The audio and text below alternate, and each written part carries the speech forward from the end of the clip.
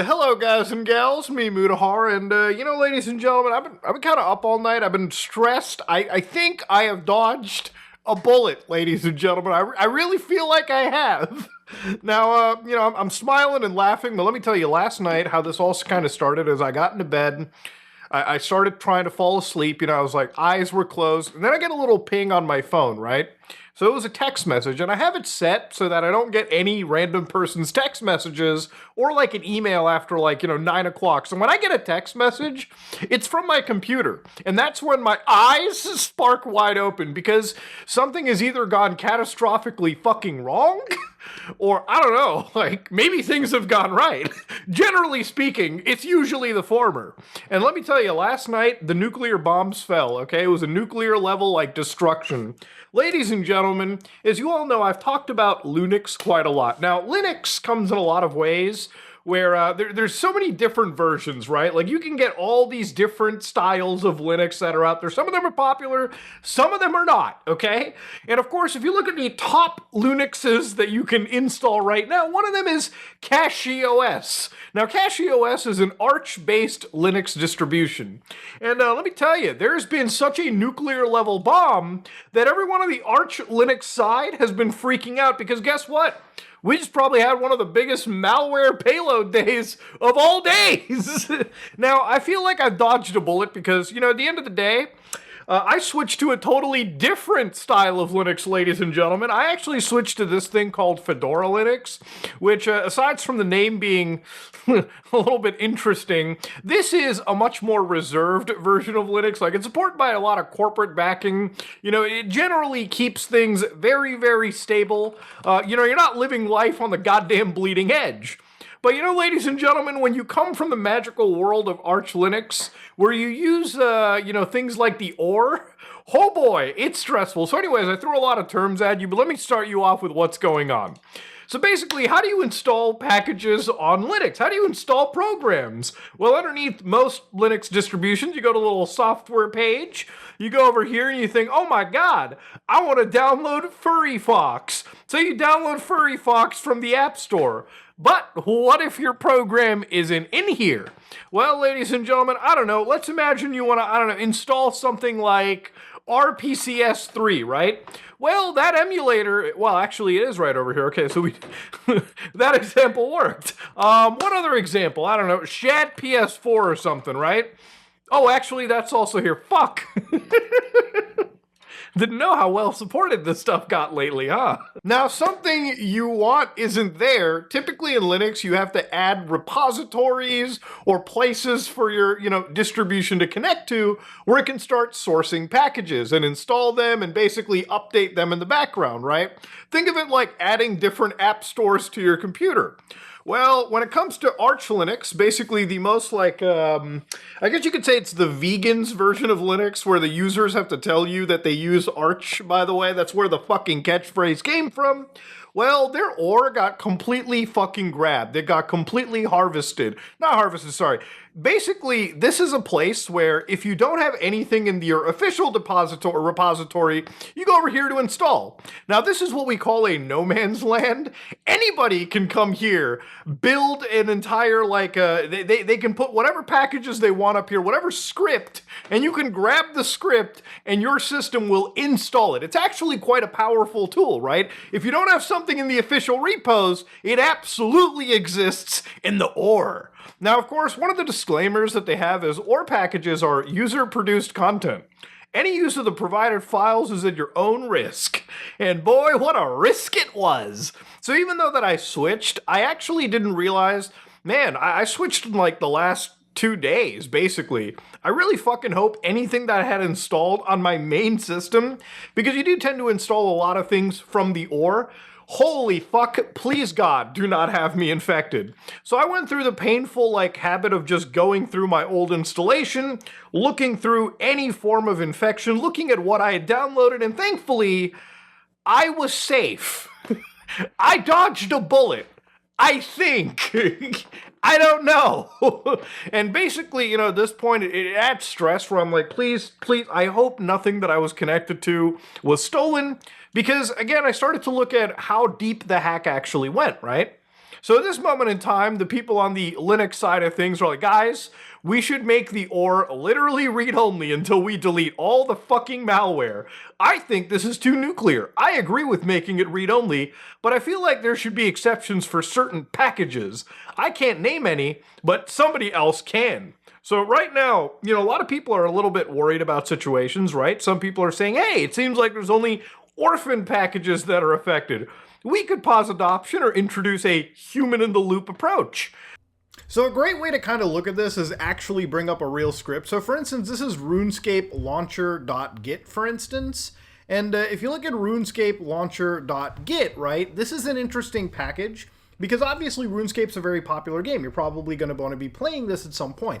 But if you actually go and read, again, very recently, what actually got brought into the story, so from, again, 6.11, you can go down over here and you can see the deletions and insertions. What added was NPM, which is kind of where they used as sort of like the vector for installing some of the malware. But again, when you look down and you read this carefully, you can see that obviously what they added were these names like cypriangula@gmail.com for both of these human contributors.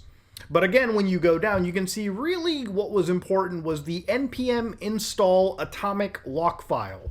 So basically they were using this to, send malware in by basically taking over scripts and basically taking over, in some cases, popular packages. I don't personally know how popular the RuneScape package was, but I can imagine it is pretty decently popular. Like people probably do play around with it simply because it is probably one of the first top results when you want to deal with something like RuneScape.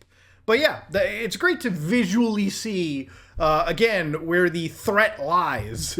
Now, when you use something like the No Man's Land, basically, if you want to download things like PCSX2, like fresh from the cow's udder, right? Like fresh from the source code, you don't go to your official distro, you probably connect to, again, these packages that are maintained by the community. Now, all these packages consist of various dependencies, and generally speaking, I've always kind of said this when I talk about this, you should always read what the package, what the script is. You never want to run a script on your computer that you don't actually understand. And here's the thing, this is where it gets to the point where humans eventually become lazy.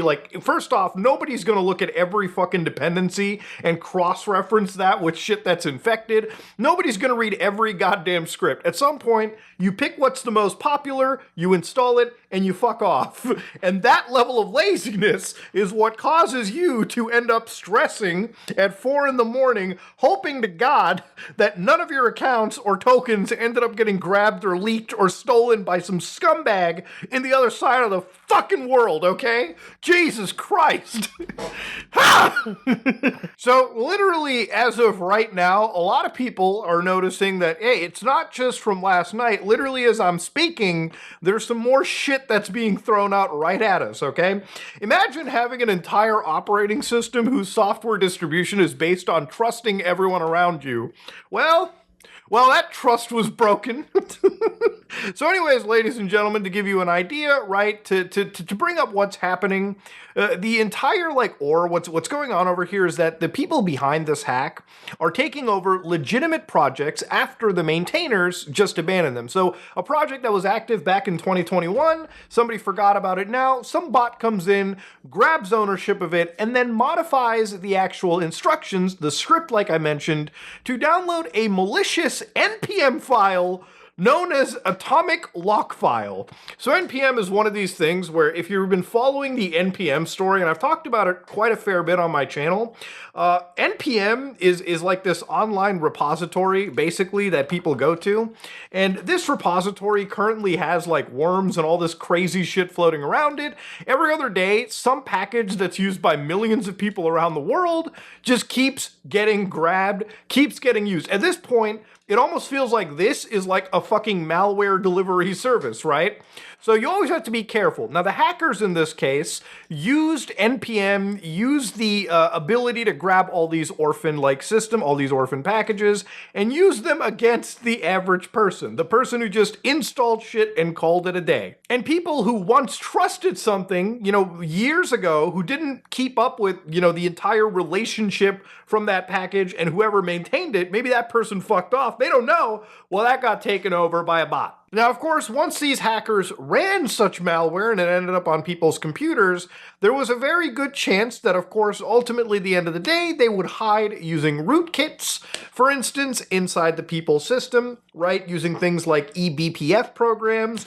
They would basically find ways to be anti-analysis, and most importantly, they would harvest credentials, right? And I believe when it came to some of these hacks, they were looking for things like your GitHub credentials, SSH stuff, whatever you had saved. God knows what kind of browser tokens you would have, things like your Discord tokens, your any token that they could find and use against the average person.